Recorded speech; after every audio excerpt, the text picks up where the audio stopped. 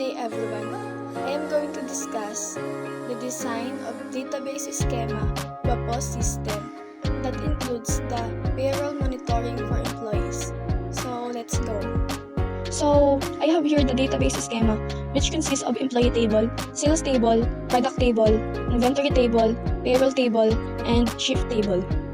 Inside the employee table, we have here the employee ID that we will declare it to primary key.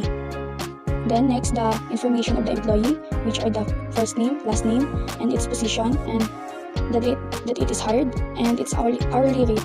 Then the next table is the sales table. Inside the sales table, we have the sale ID that we will also declare it as primary key so that it will be uniquely identified just like the employee ID. So inside it, we have the employee ID that is considered now as foreign key because it is a reference from the employee table. Then the sale date and the total amount. Next is the product table. Inside the product table is the product ID. Just like sa sale ID at pati sa employee ID, i-declare din natin siya ng primary key. Inside it, we have our product name, the price, and its category. Then we have the inventory table. Inside it, we have the inventory ID.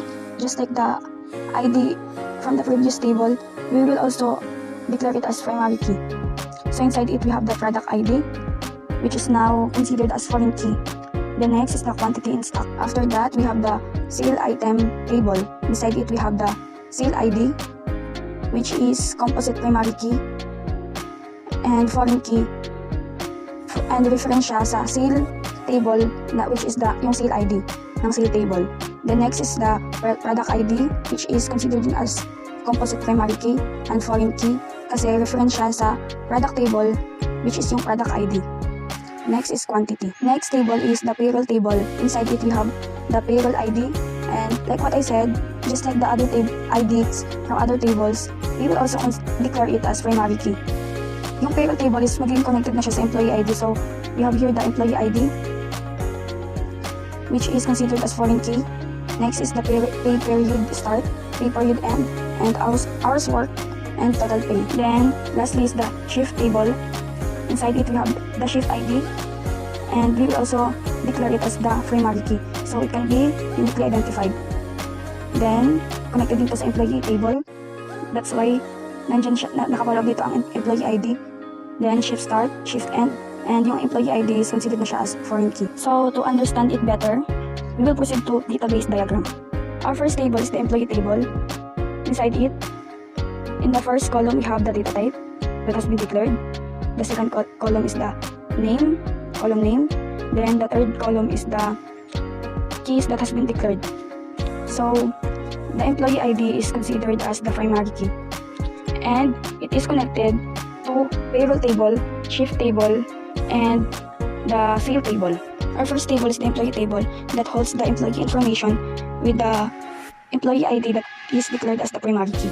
Next is the payroll table, which tracks the employee payroll records with the primary key of payroll ID and the foreign key of employee ID that references from the employee table. The shift table holds the records of the employee with the shift ID.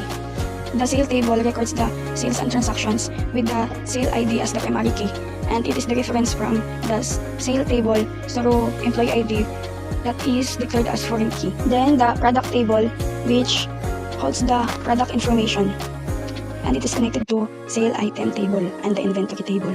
Then the inventory table that tracks the inventory with the inventory ID as the primary key, and it is connected to the product table by the product ID as the foreign key. Lastly is the sale item table, which is the junction table of sale table and the product table to manage the many-to-many relationship. It uses composite primary key in sale ID and in product ID to uniquely identify each product sold in a sale. Employee table has one-to-many relationship to payroll table. That means ang isang employee ay pwedeng magkaroon ng maraming payroll records. Then, connected din ang employee table sa shift table, and they have one-to-many relationship. That means ang isang employee ay pwedeng magkaroon ng maraming shift. Connected din ang employee table sa sale table, and they have one-to-many relationship, which means ang isang employee ay pwedeng mag-process ng maraming sales. Ito naman ang sale table sa sale item table.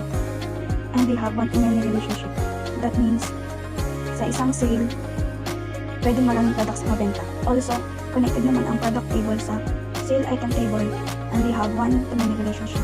Which means, ang isang product ay pwedeng mabenta sa iba't ibang sales. Kumbaga, pwede din sa maraming sales. Connected naman ang product table sa inventory table and they have one-to-many relationship.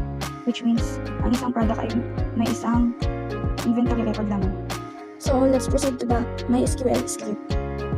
So, in MySQL script, it is the script to create the database.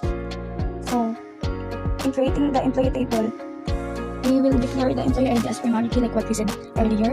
The next, the first name, last name, position. This three is, we will declare it as varchar and it is considered as string. And then, the 50 is represent of how many characters that you will declare inside. Next is the date hired, and we will declare it as date. Next is hourly rate, we will declare it as decimal. So, just like on how we create the table employee, it is also how we create the payroll and the other table in the database or system. In the first row or in the sale ID, shift ID, payroll ID, employee ID, product ID, inventory ID, we will declare it as the primary key. Always remember that. And if that primary key will be inside in the next table, it is considered now as the foreign key because it is the reference from the other table. So that's all and thank you.